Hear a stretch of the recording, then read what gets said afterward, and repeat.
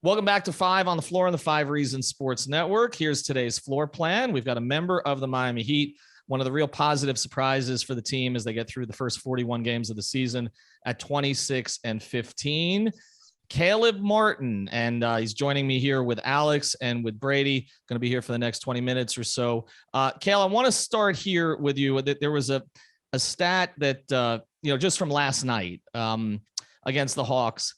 115 points for you guys, 79 points scored by guys who were not drafted. What does that kind of say about this team, the first half of the season, and what you've pulled together here? I just think it says a lot about, obviously the Miami Heat doing their research and ultimately just believing in guys who don't have a lot of hype coming out of college. And it says a lot about their player development. All the work that guys put in and all the work they put us through and believing and trusting us to come in and make an impact like we have been when guys have been out. What do you think they saw in you specifically? Because we want to get into your journey a little bit about how you got to this point, but what do you think it was that they identified in you and they said, okay, this is a guy that we want to add to our program?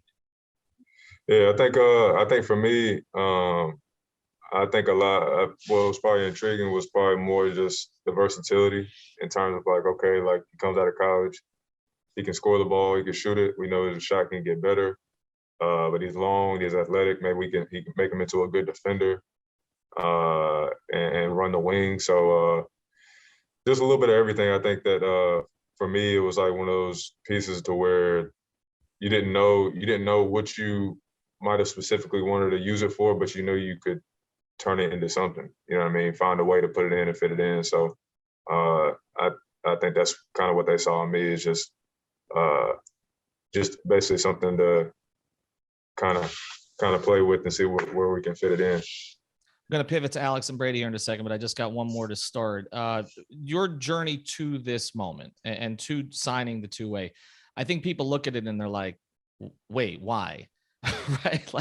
With what you've already done so far this season, and like you said, the versatility, it seems like Brady and I were watching the first scrimmage that they let the team into this year, and we watched you, and I remember the very first day, he and I both said, he's going to be a rotation piece here. And I don't think we had seen you play enough before that to really sort of understand how that would fit, but we're like, that's a plug and play piece for a contending team. Why do you think it took so long for a team to really identify that? Going all the way back, obviously coming out of NC State, not being drafted, and then maybe not getting the opportunity that you got this year until this year. Yeah, I think obviously the way the game's going is big on analytics now. So don't get me wrong, numbers are super important. It tells a lot about a player and about a team. But sometimes if you're only looking at numbers, you kind of are blind to some of the things that certain players can bring to a team, you know what I mean? So, and that's sometimes the problem with being strictly analytics is that if you're all analytics, and you don't think as a basketball player and how guys can impact winning, then sometimes you miss on stuff like that and miss on certain players that could possibly help you. So, and in reality, with comfortability and minutes, numbers always typically get better. You know what I mean? Whether they're shooting or winning or assist or rebound or whatever it is, you know what I mean? When minutes go up, numbers get better, and comfortability gets, you just get more comfortable. So, I probably think that's the biggest thing this summer to where it kind of hurt me in terms of getting picked up was just my numbers coming from Charlotte. They weren't the best, and I knew that. But maybe I thought that for a little while that I maybe showed enough to where a team would pick me up. But, with a guy that's coming like me that's coming undrafted, got to continuously prove yourself. So, that year I didn't have the best showing and I didn't prove myself. Oh, I was going to let Alex jump in there, but I'll all right.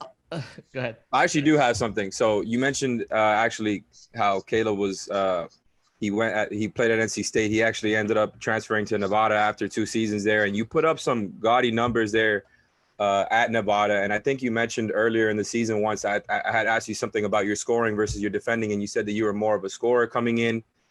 You said on media day that you had more in your bag of tricks that you wanted to show this season. And it feels like the way that they started you off this season, it was like Ethan mentioned, like a plug and play wing. You were you've been playing just excellent defense this whole time. And then you've kind of, the offense has been coming along. And you mentioned analytics, and your numbers, whether you look at per game, per 100 possessions, everything has been positive on both sides of the end for you. So it feels like everything's kind of come around on both ends.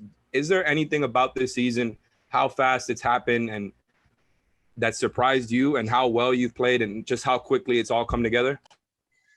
I mean, to be honest, from like being surprised, ultimately I don't think I was surprised that, you know, my numbers have been better and that things have kind of turned out how they are. But I guess one thing I will be surprised about, if I was to say that, was of how fast I've kind of clicked with the guys when I first got here, just how welcoming they were. And, you know, obviously this is my first experience with an older group of guys and guys who won championships. And so just being around a culture like that, and especially you hear a lot of stories about older vets, you don't know how they're going to treat, you know, younger guys come in or new guys coming in. And, you know, they definitely welcomed me with open arms and made me feel comfortable from the jump. And, you know, I think that was that had a lot to do with the comfortability and how fast I got comfortable here. And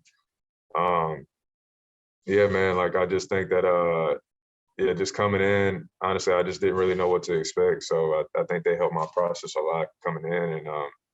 And I think the way they started playing me early in the year, like you said, was like kind of just plug and play, kind of defend. And, you know, the more I would pass up on shots and I would make the extra pass when I probably needed to shoot it, you know, it helped a lot that the coaches and my teammates were telling me, hey, bro, you need to shoot that. Like, hey, be aggressive. Like, we want to see you do this. We want to see you do that. And so, like, when them telling me that, it just kind of just game by game just started clicking in my head, where it's just like, all right, they want to see me play. Like if I'm not aggressive here and I'm not myself here, then that's on me.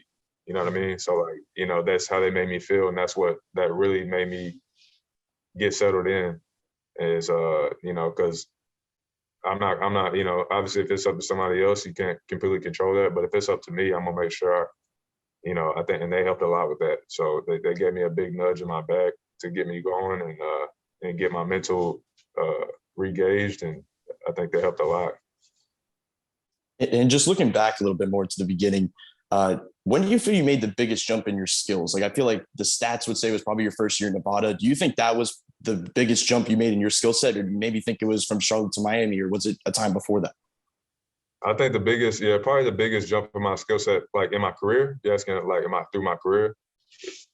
Probably, yeah, going from NC State to Nevada. Like, I just we lived in the gym. Like, obviously we always do, but like that was like a different type of summer. We were just in there like every day, even during the season, because we redshirted our first year. So like even during the season, the first year, we were just in there all the time, and that was like the first time we got to like really implement the stuff that we were working on. You know, because even at NC State, we were kind of limited and cut off from certain things. So being able to go there, and I think it helped a lot that our coach was in the gym watching us. So like he understood that we could do these things that we were trying to do in the game. So when it came around game time, he wanted us to do that. It's like, all right, y'all put the work in, like, all right, bring it to the game. And so that's what we appreciated about that. So I say that's the first time in my career, like, I got to like really implement what I worked on and behind closed doors into the gym, you know what I mean, into the game. So I would say that was probably like the biggest jump for sure. But here it was just, I think the difference between coming, you know, out of college and to the pros and from Charlotte to here is just I think understanding the game more. Obviously being around older guys, it helps a lot. And they've helped me understand, like, and helped me really make the game slow down for me. So I think that's what's been impacting my game positively. You keep saying older guys, and UD is going to interrupt this podcast, so we'll move on to that, because I do want to ask you about some teammates as we go forward. But I got one more basketball thing for you before we do, which is, you know, we talk about the whole plug and play thing, and then, you know, Eric Spoelstra has had this habit over the years of when one of the stars goes out, he will typically put a guy in the starting lineup who maybe can replicate the player's skills, even if that player is not playing as much off the bench. It's something that he's typically done for a long time. But one of the things that really stuck out with him and you this year was him basically saying, Caleb can do some of the things that Jimmy can do. And so, you know, there's a lot of stuff that we run when Jimmy's in that we can run, you know, with Caleb. So I want to ask you this: what is the hardest thing about Jimmy Butler to try to replicate? Because it does seem like there's sort of skill set similarities between the two of you. I think even Jimmy would admit you may be a better pure athlete than him. But there are some things that it seems like, and the box scores, at times have looked somewhat similar, including obviously your biggest game. So what is the hardest thing about Jimmy to emulate? I think the hardest thing with him is, and that's a tough one because, Jimmy's got so much to his game and, just even outside of it, just his presence. I think that's the biggest thing to replicate, obviously, is Jimmy Butler. So, when he's on the floor, it, you feel it. When you're on the same team, obviously you feel it, but whenever you're playing against him, he's a big target and someone that you have to constantly worry about on the floor. And Jimmy does so many things like that impacts winning and impacts the game without even having to go score the ball. You know what I mean? So I think that's probably the biggest thing to implement is just the same feel of having Jimmy on the court when Jimmy's out on the court. So whatever that is, that's why I just do everything in my power, like whether it's just play super hard and try to radiate energy and pick up full court and rebound as much as I can and guard anybody I can, give Jimmy a rest, give Kyle a rest, give Jimmy a rest, whoever needs a rest. I'm trying to go guard the best player, obviously because I want them to keep their legs, but obviously because I want to take the challenge as well. So, I would say the biggest thing for Jimmy is just probably just the presence, honestly. Like, Jimmy does everything. Jimmy does so many things well. So it's like, obviously that's always, that's just him being him. But, I would say the presence. So speaking of Jimmy and trying to come in and do some of the things he does in this time that you've been without him, like I'm looking at it right now, you're shooting 70% at the rim this season. And I know that's a huge part of what Jimmy does. Obviously getting to the line, just creating a lot of rim pressure for you guys, opening stuff up for everybody else. And even though it's not like, they're running the offense through you or anything, you're getting a lot of attempts, catch and go to the rim. You're obviously hitting your jumper at a high level, 38% this year. I'm looking at your steal and block percentage. Like you're just kind of filling in and all these little gaps. And it's like, wow, they really just, they got another guy. I know you said you're not surprised. You knew this was coming, but just the fact that it's all kind of peaked so quickly, right? You're talking about 70% at the rim and 38% from three. This is just who you think you are going forward, right? Like this is just who you're going to be for the rest of your career, right? Right, exactly. Like obviously, that's, I just think is the biggest thing was just being able to prove and show people that like, what type of player you are. Because obviously, when you come in, you have a lot of question marks. And like I said, like we just talked about, is obviously if your numbers weren't there before, and that was just and last year that was me playing my most uncomfortable basketball probably of my career, honestly. Like just mentally, I just wasn't there, and obviously everybody was going through the same thing with COVID and stuff, and it was. And like I'm not the one to make any excuses. Obviously I put that on me in terms of like me not being able to get myself in the right place, and playing with a lot of new guys coming in and a lot of pieces. So it just wasn't the easiest year to be myself. You know what I mean? And so I just think here that they just do such a really good job of like, encouraging people to be them, you know what I mean? Even when we have other guys like Kyle and Jimmy and Bam and Keith and all down the line, PJ, whoever, like, guys who've been there and done it before, they do such a great job of still being able to like squeeze you in there and, not try to mold you too much, but squeeze you in a place to where you can still be you. And because they know that's, if you're just being yourself, that's who you're going to be. Like, that's the best. If you're going to be yourself, you can be your best self. So it's just like, they just do a really good job of making you feel comfortable to be able to fit in. We're gonna have some fun with you after the break, but I got one more question. Do you think in any way, because your brother's having a great year too, do you think in any way that just being split, for obviously you want to be playing with family, but do you think that's I don't know, pushed you guys in any way? Because I mean, you're both, clearly both having the best seasons you've had at this level. I think so. I think so to a certain degree. Like, I think when we were playing together, obviously, it's one of those things where you're like, dang, like you're worried about yourself and how you're playing, and and how you can get minutes. But then at the same time, obviously, I'm worried about my brother because I want him to play well. I want him to get minutes. I want him to have his best year yet. So it's definitely hard to split, and there's not, but we were there we were playing somewhat the same position. So it was like, okay, if one of us playing, you're not playing. If he's playing, then I'm not playing. So you're happy that you're playing, but you're not happy that he's not playing. You know what I mean? So it was a weird dynamic, but we love to play with each other, and we always figured it out. But being separated just gives us a chance, an opportunity to kind of hone in on our, on what we have to do and how we can continue to get better. All right. If you're watching on the YouTube channel, we'll be right back. A couple words for the sponsors on the podcast channels. All right. Ethan Skolnick back with Caleb Martin, Alex Toledo, and Brady Hawk. I got to ask you about one thing, because when we promoted this, we promoted a certain photo that you took, or that was taken of you. And it showed a little bit of your personality here. And I think it typifies kind of what this team is about, which was this, the finger to the lips. I mean, is that who you are a little bit? And kind of what motivated that? In that, was somebody talking to you, or who was that for exactly?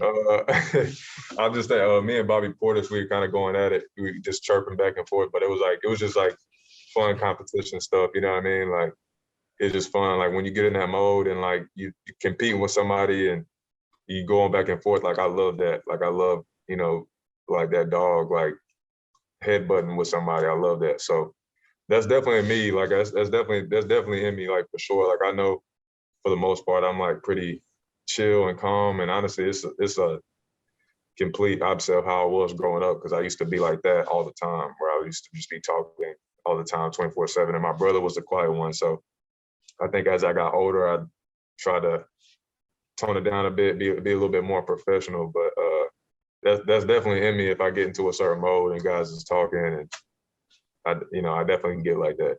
All right, so I'm going to pitch this to Brady here in a second. But I mean, obviously you've guarded Jimmy some in practice, right? Mm-hmm. What does the talking get like during that? And Jimmy, we get like that sometimes. But Jimmy appreciates Jimmy appreciates that, like he wants that, you know what I mean? So like to him, it's not like one of those things where like he tries to talk crazy to you or come back at you in a disrespectful way. Like he encourages competition. So like he loves that, when me and him are guarding each other, or like maybe I'm guarding playing on one-on-one or whatever. So it gets a little physical and stuff, but like he loves that. You know what I mean? We both love that. So nothing too crazy.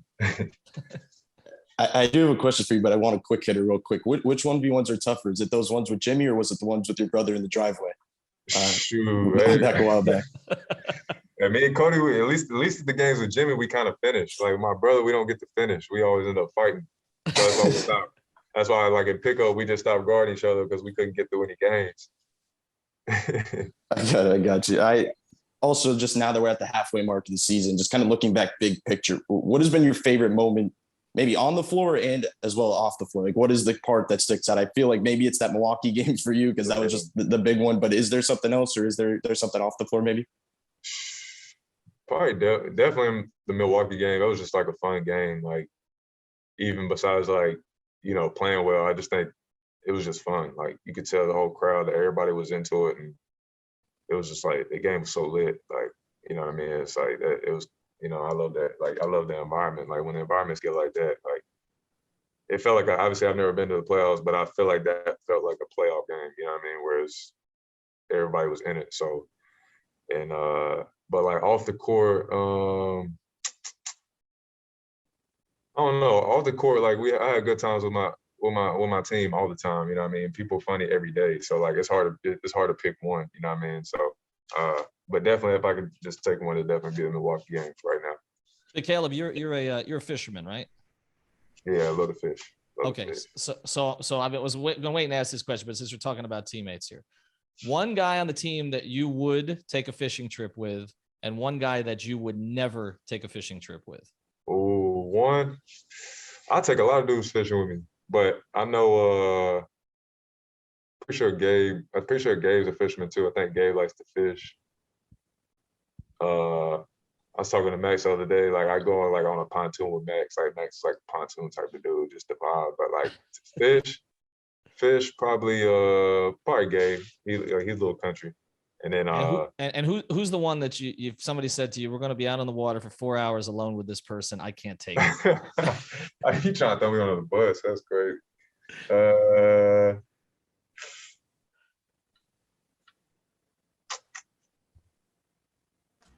UD? That's tough. Maybe UD. No. UD. Yeah, UD too. UD likes to UD would get out there. He's somebody I would take, but who I wouldn't. I don't know if Omer would fish, and I don't know. I don't know if PJ would fish. I don't know what guys. PJ would. I could kick it with both of them, but I don't know if they fish. But here's the thing: what would PJ wear to fish? I mean, because I feel like it'd be something like lime green or something else along those lines. It'd be a designer bucket hat, be a designer towel for the worms and the fish goo, and then he would definitely have a designer pole. So fishing kicks. Yeah, it'd be like a Supreme rod or something like that. Yeah, exactly, and some Jordan boots to fish in, something like that. Like so cool. It'd be fire though. It'd be fire. I don't see Omer fishing just off the top. That's I'm with you on that. That seems unlikely. I might take Tuck fishing just to see what he would wear. That'd be fire. Yeah, exactly. So you mentioned earlier that it's tough to kind of pick one of your favorite funny moments or whatever, because there's been so many, like there's always something happening every day. And that was actually going to lead perfectly into my question. It's kind of a double question here, because I know Lowry has kind of a similar thing when you talk about reputation and for always talking, always chirping, just like Jimmy has. I know they're not, exactly the same personalities, but which one of those two chirps more? And secondly, who is the funniest player on the team? Kyle definitely chirps more. Kyle's nonstop. Kyle's nonstop. That's my guy. Like that's my dog, Kyle. But Kyle's nonstop chirping. And then funniest dude on the team. Is it still Jimmy? Jimmy's up there. Bam's up there. Gabe's up there. KZ's up there. Like, I don't know, man. It's a lot of dudes up there. It's comedy every day. Tyler's up there. Like, there's people say and do stuff all the time, every day. It just got me. Wait a second. Well, I gotta start. Tyler's funny. See that one? That's my guy. Yeah. Okay. That's my boy. Like he's quiet. He's quiet. Like I know he's like quiet, but like I feel like once he get to talking to you, get comfortable with you, like he's funny. He's coming. Caleb, where do you see this thing going for this group this year? I mean, you're on a 52 win pace. You've only had the big three that we projected to start the season for 14 games. You guys are 11-4 without both Bam and Jimmy. And obviously we're anticipating returns for both of them. You may get Vic back at some point. You may get Markieff back at some point. I mean, what are the guys, because we're not around you as much as we used to be, obviously with COVID, other stuff that's going on. Like, what are the guys talking about? Like what are the ambitions with this group right now?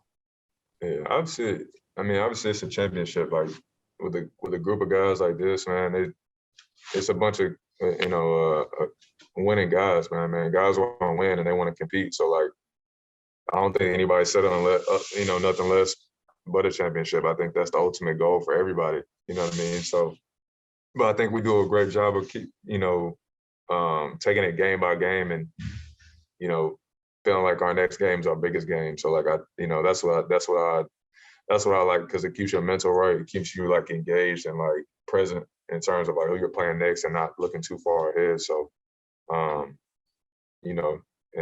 that's how they handle it from a winning perspective. So like they've been there, they've done that before. So, I'm just following. You know what I mean? Like if they say it and that's how they want to go about it, then I'm following them. I'm right behind them. So, but I think obviously the championship's the ultimate goal for sure. Kayla, we're gonna let you go, and I know we appreciate you doing this here on your off day. But I got one thing for you. I mean, most Heat players end up with nicknames on Heat Twitter, and so before we tried this with Max and with Gabe when we had him on the show. What do you want it to be? It can't be Twin because I mean he's not here, so we need something else. I think a couple guys already been like they've been saying Red Bull. Like Red Bull or something like that, just because it's like energy, like energy, playing, flying, like Red Bull makes you fly, what I mean, gives you wings. So like, it's a couple people been calling me Red Bull. So I think there's going to be some photoshops of you with wings by the time that this episode drops. And the Red Bull sponsorship. Right, thanks. That'd be tough though. That'd be tough. Well, doesn't Strus have some kind of sponsorship already? He's always posted on Instagram this water thing, this rejuvenation. I mean, you need something also. You can't let Strus get all the endorsements. Hey, that's the money man. That's the money man. Like Strooks got it. You know what I mean? Ain't no telling him. Strooks keeps a low key, so we never know what he's sponsored by. But that's all I'm trying to get. That's all I'm trying to get. I'm trying to get like Strooks. Well, Duncan's got donuts. I mean, that makes sense. I mean, He's got Jimmy's that's tough. yeah, Jimmy's got the Michelob Light. I don't know what Bam has, but I mean, you got to get something though. I mean, Dunkin' Donuts. That's hard. That's tough. All right, Kale, we appreciate it. Might have to get you one of these shirts. We got to. How often does Eric Spoelstra behind the scenes say we have enough? He says it to us all the time. All the time. He means that all the time. Shoot, all the time. Coach of the year? You said what? Coach of the year? Coach of the year? Easy. Easily. As long as he keeps giving him those minutes, he's going to say that. We know that for sure. Easy. Caleb, we appreciate it. We'll get that Red Bull sponsorship working for you. Again, we really thank you for doing this and continued success this season with the rest of the guys. I appreciate that. Thank y'all for having me.